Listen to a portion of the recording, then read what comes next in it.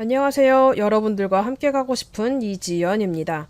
이번 영상에서는 에이스파이스 심사 시 중요하게 보는 세 가지 관점에 대해서 이야기를 나누어 보려고 합니다.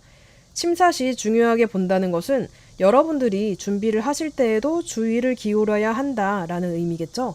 이 내용에 대해 궁금하신 분들은 집중하시고 이번 영상도 끝까지 봐주세요. 첫 번째 중요한 관점은 추적성 트레이서빌리티입니다.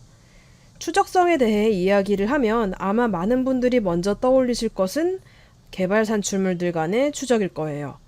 이 그림은 에이스파이스 표준에 포함된 내용인데 에이스파이스는 산출물별 추적 관계에 대해서 이렇게 비교적 자세히 정의하고 있어요.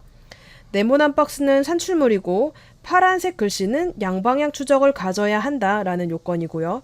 붉은색 글씨는 추적된 내용들 간에는 일관성을 확보해야 한다라는 요건입니다. 그리고 화살표는 어떠한 산출물들 간의 추적과 일관성이 요구되는지를 정의하고 있어요. 양방향 추적이라는 것은 두 산출물이 추적이 되었을 때 어느 쪽의 산출물에서 보더라도 나와 관련된 상대 산출물이 누구이며 실제 어떤 내용인지를 알 수 있어야 한다라는 뜻이에요. 일관성이라는 것은 추적만 되었다고 끝이 아니고 실제 추적된 내용이 맞는 내용으로 구체화되어야 한다라는 뜻입니다. 에이스파이스에서 양방향 추적 그리고 일관성을 요구하는 항목은 첫 번째, 시스템 요구사항은 이해관계자 요구사항과 되어야 하고 시스템 아키텍처는 시스템 요구사항과 되어야 하며 소프트웨어 요구사항은 시스템 요구사항 및 시스템 아키텍처와 되어야 하고 그리고 소프트웨어 아키텍처는 소프트웨어 요구사항과 소프트웨어 상세 설계는 아키텍처와 소프트웨어 유닛, 즉 소스코드상의 함수들을 뜻하고요. 유닛들은 상세 설계 그리고 소프트웨어 요구사항과 추적이 되어야 한다라고 되어 있고 각 단계별 테스트 케이스들은 동일 레벨에 있는 분석 설계와 되어야 하며 테스트 수행 결과는 각각의 테스트 케이스들과 양방향 추적이 되어야 하고 추적된 내용은 실제 일관되어야 한다라고 정의되어 있습니다.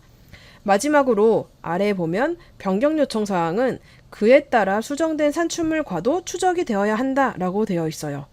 굉장히 많죠? 각 산출물에는 실제 각각 많은 콘텐츠들을 포함하고 있어요.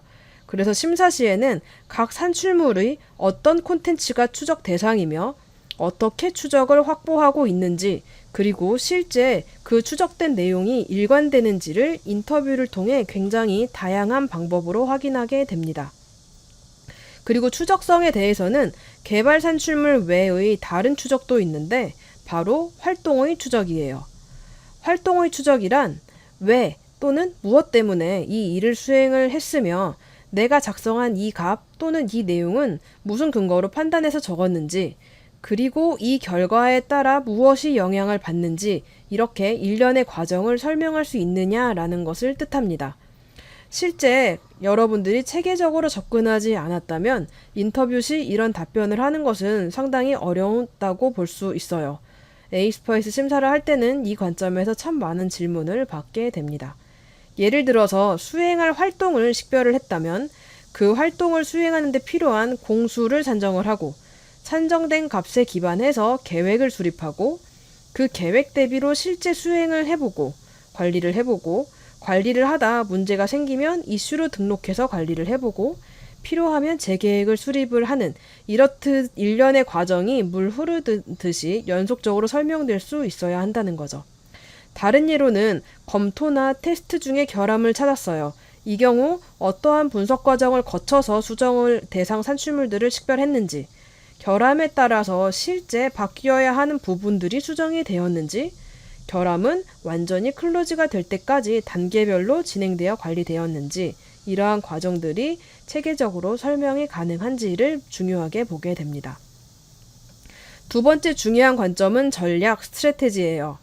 전략이 왜 필요할까요? 이걸 먼저 생각해 봐야 하는데 프로젝트나 각각의 이터레이션들은 달성해야 하는 목표가 있죠. 그러나 프로젝트의 일정, 성능, 비용에 대한 현실적인 여러 제약사항들이 있어서 우리는 그 기반 하에 목표를 어떻게 달성할 것인지를 고민해 봐야 해요. 그 고민의 답이 바로 전략이라고 표현할 수 있습니다. 즉, 완벽하게 수행할 수 없다면 어떻게 목표까지 갈 것인지를 전략을 잡고 수행해야 한다라는 거죠.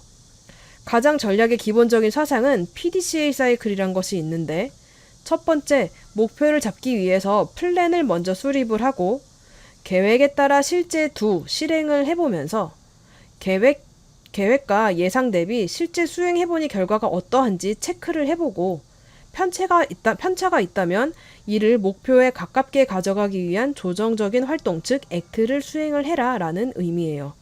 다시 말해서 제약사항 하에 목표를 달성하기 위한 플랜, 체크, 액트, 메커니즘을 전체적인 관점에서 어떻게 접근하였는지 그 전략을 중요하게 봅니다. 그리고 각 활동들을 어떻게 수행할지에 대한 세부 전략들도 중요하게 보는데, 예를 들어서 계획 산정을 하기 위한 전략을 잡을 때 첫 번째는 산정 기법은 어떻게 할 것인지, 누구를 참여해서 같이 할 것인지, 그리고 산정 결과가 적합한지는 어떻게 확인할지, 재산정이 필요하다면 무슨 기준으로 할지, 이렇게 플랜, 체크, 액트를 하기 위한 세부적인 전략을 중요하게 봅니다.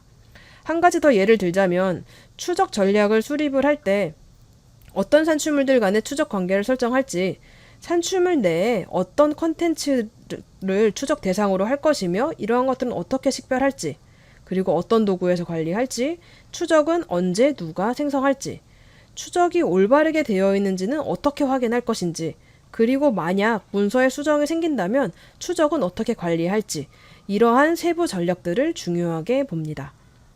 세 번째 중요한 관점은 바로 가이드라인이에요.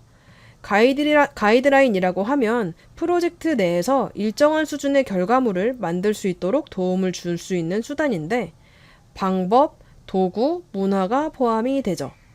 가이드라인은 여러분들이 목표로 하는 케이퍼빌리티 레벨에 따라 좀 다를 수 있어요. 이 설명에 대해 이해를 하기 위해서는 케이퍼빌리티 레벨에 대한 이해가 필요한데, 이전 영상들 중에서 역량 등급에 대한 이해편을 참고해 주시면 될 것 같아요. CL1 레벨 1인 경우에는 대략적인 전략을 기반으로 우선 수행을 하면서 중간에 필요한 것이 있으면 그때그때 템플릿이든 원칙이든 정의를 해가면서 수행하시면 돼요. 시기적으로는 활동을 수행해가면서 가이드라인을 정하게 되지만 결과적으로 수행이 끝난 뒤에는 어떤 형태로든 가이드가 남아있게 되겠죠. 그러면 다음 이터레이션을 수행을 할 때는 이미 만들어 두었던 가이드라인을 활용해 나가는 거예요. CL2의 경우에는 활동을 수행하기 전에 기법, 템플릿, 검토 기준, 도구 등 가이드라인들을 미리 정하고 문서화를 해두며 이를 기반으로 해가면서 보완하는 거예요.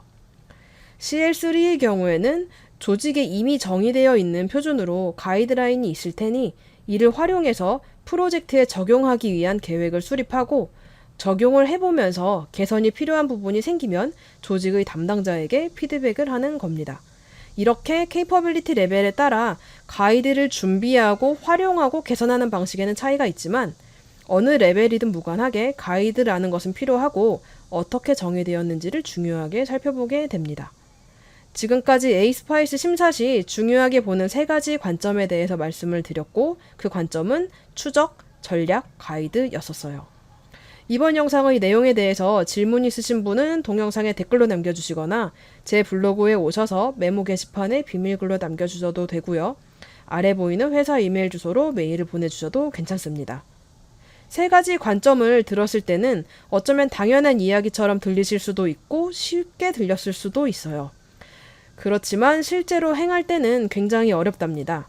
그래서 다음 영상에서는 심사를 준비하고 이행할 때 현실적인 어려움에는 어떤 것들이 있는지 한번 이야기해보려고 합니다. 다음 영상도 계속 보고 싶으신 분들은 구독과 알람 설정 눌러주시고요. 이번 영상이 좋으셨다면 좋아요 부탁드립니다. 오늘도 영상 봐주셔서 감사하고요. 다음에 또 뵙겠습니다.